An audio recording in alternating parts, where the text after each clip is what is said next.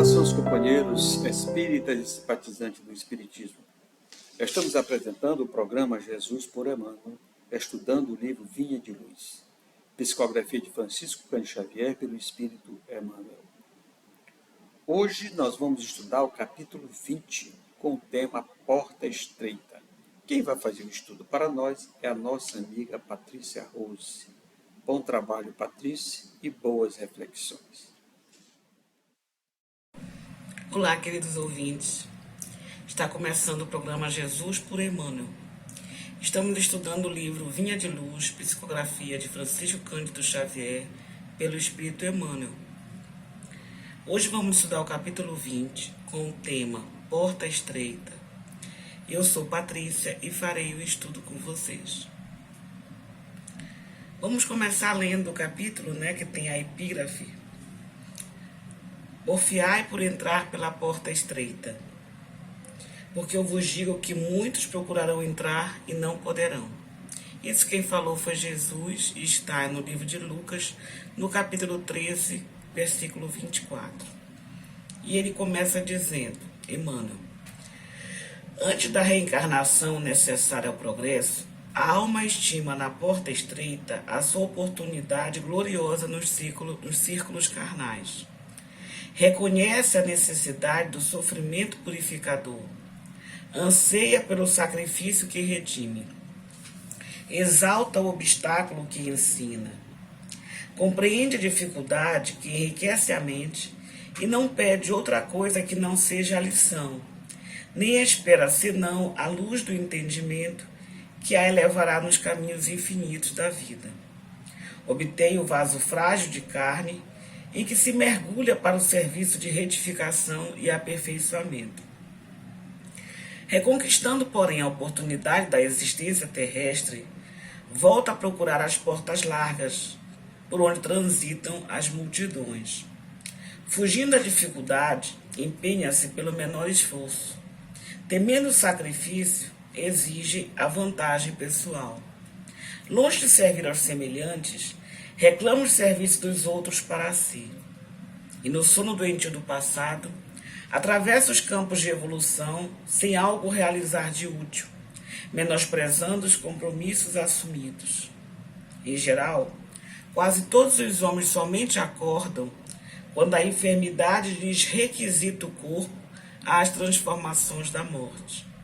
Ah, se fosse possível voltar, pensam todos.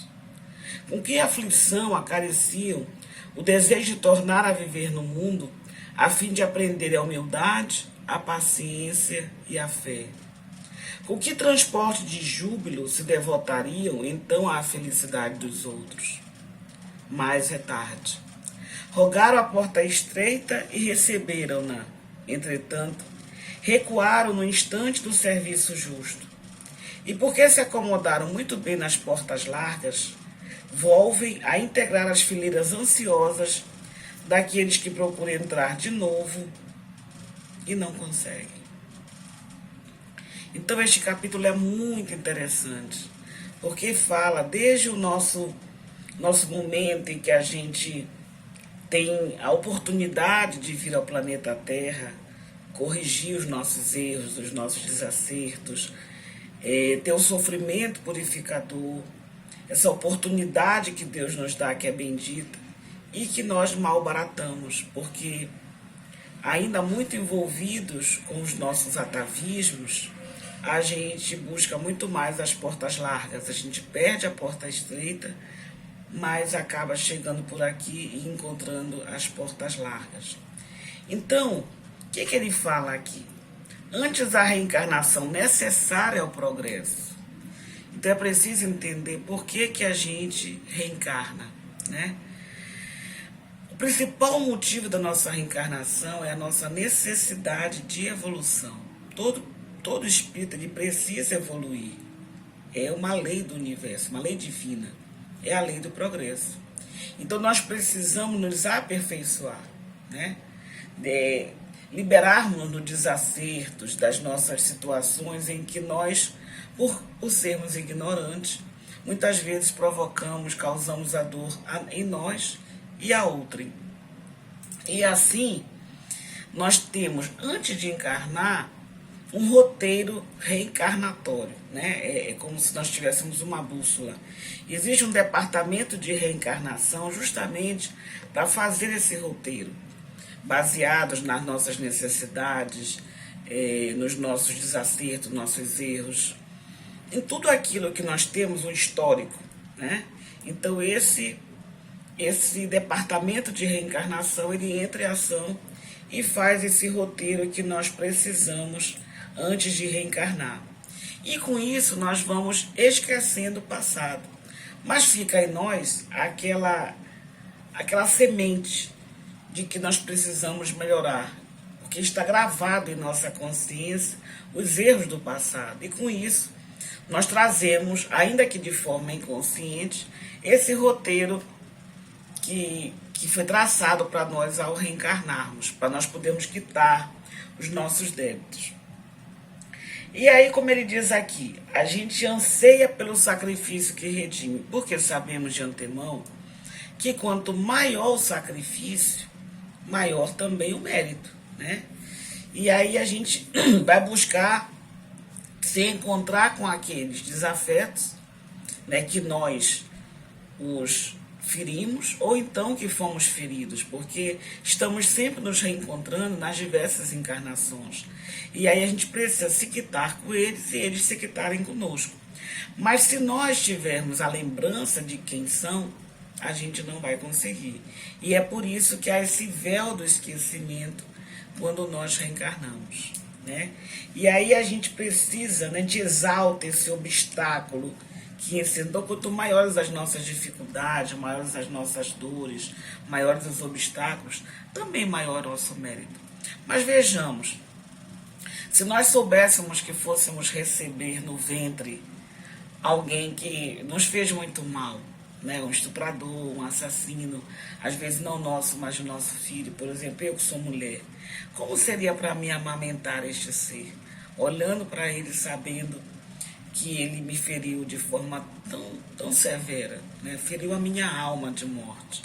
Como será que eu iria dar conta desse mistério, né? Então, o que é que a gente vê? Que cada reencarnação é uma sublime concessão, né? Ela é divina, por quê? Porque nós estamos num planeta que é uma escola. E é uma escola que nos permite a construção dessa imortalidade, né? Ela é o reduto formoso no qual todos nós nos aperfeiçoamos, liberando-nos do primarismo que nós nos revestimos no início, quando somos criados enquanto espírito. Então é preciso que nós aceitemos os desafetos e por eles sermos aceitos, para que nós consigamos então ganhar novos degraus na evolução, né? Galgar novos níveis para que a gente possa então ir cada vez mais amadurecendo. E aí a gente obtém o vaso frágil de carne em que se mergulha para o serviço de retificação e aperfeiçoamento, né? Contudo, quando a gente volta ao planeta Terra, né, nós temos muitos vícios de toda ordem, vícios morais, vícios físicos, nós temos problemas de ordem sexual, né, nós temos problemas emocionais, mentais, espirituais. Vocês não ignoram que hoje nós estamos vivendo uma epidemia de doenças psiquiátricas, né, de depressão, de pânico, de várias coisas que nos causam sofrimento, e tudo isso vem dizer da nossa dificuldade em lidar com o percurso da reencarnação. Nós ainda estamos engatinhando, né, desse nível evolutivo, né, do planeta, esse percurso que nós estamos fazendo, nós ainda estamos no começo. E daí as nossas imensas dificuldades em lidar com todos esses sofrimentos, com todas as adversidades que temos em nosso caminho durante esse trajeto. E aí o que nós fazemos? Na maioria das vezes, a gente foge à dificuldade e busca a lei do menor esforço, né? E é por isso que é preciso planejar, agir com muito cuidado, para traçar muitas estratégias para que nós possamos ter o melhor êxito possível quando reencarnamos. Porque todos nós já temos inscrito em nós esses vícios. E vocês sabem que vícios partem de uma compulsão. Então, quando nós temos esse roteiro reencarnatório, tudo isso é previsto. E aí é feito de tal forma que a gente possa meio que estar engessado, né? Tá balizado para errar o menos possível, para ter o máximo de vitória. E ele continua dizendo, Emmanuel, temendo o sacrifício, nós temendo o sacrifício, exigimos a vantagem pessoal, justamente porque nós sempre nos achamos merecedores. Os outros é que erram, não somos nós. Enquanto nós não nos responsabilizarmos pelos nossos atos, nós vamos estar sempre culpando o outro dos nossos feitos, né? E aí a gente, ao invés de servir aos semelhantes, a gente reclama os serviços dos outros para si, ou seja, para nós. E aí a gente vê lembrar do Francisco de Assis, quando diz que é muito melhor dar do que receber, né? E a gente só dá do que tem. E quando eu estou exigindo muito, é porque eu tenho muito pouco para dar. E só aquele que sabe que é muito melhor dar, se torna muito mais abençoado dar, porque quanto mais eu dou, mais eu tenho em abundância, reconhece como é maravilhoso poder dar de si para o outro. E ele continua dizendo, e no sono doentio do passado, atravessa os campos de evolução sem algo realizar de útil, menosprezando os compromissos assumidos. E mais uma vez a gente vem falar das nossas más tendências, né? Que justamente por isso nós tivemos experiências infelizes, né, no passado, e muitas vezes tendemos a repetir essas mesmas experiências na encarnação atual. E isso tudo é decorrente do nosso nível ainda muito baixo, moral, intelectual, espiritual. Então é preciso que a gente se vigie diuturnamente para que nós não sejamos mais uma vez pegos por esses nossos vícios e tenhamos que voltar de onde partimos, ou seja, invalidando a nossa reencarnação. Em geral, quase todos os homens somente acordam quando a enfermidade lhes requisita o corpo às transformações da morte, né? Então a gente sabe que para mudar o que nos vem perturbando até agora, será preciso buscar um novo caminho para superar as montanhas de dificuldades, porque se não mudar, não há como esperar resultado diferente. Para cada situação que a gente faz, se a gente fizer do mesmo jeito, o resultado é igual. Então a gente precisa montar estratégias e para isso é necessário que façamos pausas frequentemente para analisarmos se o caminho que nós estamos tomando está no rumo certo, está nos trazendo aquela paz, porque quando a gente está no rumo certo, a gente sente, ecoa em nós aquela sensação de paz, de dever cumprido. O nosso coração parece que está nos dizendo, olha, este é o caminho e está tudo certo, quando as coisas fluem nas nossas vidas. Então é preciso que a gente faça essas pausas frequentes, né, perguntando à espiritualidade amiga, ao nosso anjo da guarda, se a gente está certinho. Ah, se fosse possível voltar. Então muitas vezes a gente está tão comprometido, tão endividado, que a gente já quer sair do mundo para não se endividar mais. E a gente fica pensando nos arrependimentos, se fosse possível voltar. E é por isso que a gente precisa, então, fazer essas pausas que eu falei anteriormente. Com que aflição acaricia o desejo de tornar a viver no mundo, a fim de aprender a humildade, a paciência e a fé. E tem algo também fundamental que a gente precisa fazer, o autoconhecimento. Porque se eu não sei quem eu sou, eu não posso me corrigir, né? Então, toda situação que se nos apresenta na atualidade, ela vem justamente nos solicitar a humildade, a paciência e a fé. E é preciso que a gente tenha um olhar transcendental para perceber que nós estamos aqui vivenciando experiências que vão justamente nos trazer essas virtudes cristãs. E não que a gente se rebele contra tudo e contra todos quando as adversidades nos chegam. Com que transporte de júbilo se devotaria então à felicidade dos outros? A gente pode fazer isso enquanto há tempo, né? Rogaram a porta estreita e receberam-na, entretanto recuaram no instante do serviço justo. E porque se acomodaram muito bem nas portas largas, volve a integrar as fileiras ansiosas daqueles que procuram entrar de novo e não conseguem. E aí eu venho relembrá-los que Cristo disse: se alguém quer vir após mim, negue-se a si mesmo e tome cada dia a sua cruz e siga-me. Por quê? Porque é preciso que nós possamos matar esse homem velho. Nós tenhamos que matar esse homem velho para deixar nascer esse homem novo. Mas é com muito sacrifício, é com muita corrigenda, né? É com muita vigilância que nós vamos conseguir renascer. Por quê? Porque nós precisamos negar a nós mesmos, ao nosso atavismo, aos nossos vícios morais, aos nossos vícios intelectuais até, né? Nossos vícios espirituais, para que possamos seguir o Cristo, carregar a nossa cruz e segui-lo. Não há como seguir o Cristo se nós não negarmos a nós mesmos, se nós não matarmos esse homem velho que habita em cada um de nós, para deixar então emergir esse novo homem.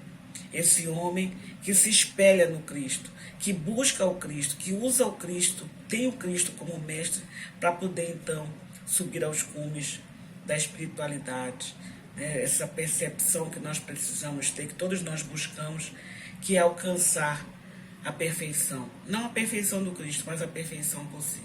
Ok? Então esta foi a minha contribuição para o divulgar.net. Muito obrigada. Muito obrigado, Patrícia, pelas reflexões deste capítulo 20, com esse tema, porta estreita. Por que essa porta tão estreita que poucos passam por ela? Porque Jesus nos orienta que nós devemos buscar essa porta e nos afastar da porta larga, que é a porta da perdição, a porta que nos traz a felicidade aparente, a felicidade do mundo, que não traz nenhum benefício para a vida eterna, que todos nós somos eternos. Porque a porta estreita, ela requer sacrifícios, lutas, sofrimentos. Mas se tivermos determinação, vontade, quisermos realmente vencer as nossas imperfeições, a dificuldade da vida, como Jesus disse, no mundo tereis aflições. Superamos as aflições e penetramos essa porta, que é a porta da felicidade, que todos nós buscamos. Que penetramos a porta estreita.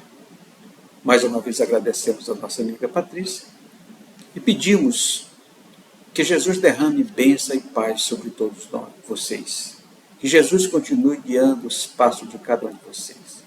Convidamos vocês, queridos amigos, que acesse o nosso canal Divulgar a Doutrina Espírita e conheça todo o nosso trabalho que é feito com muita paz a todos.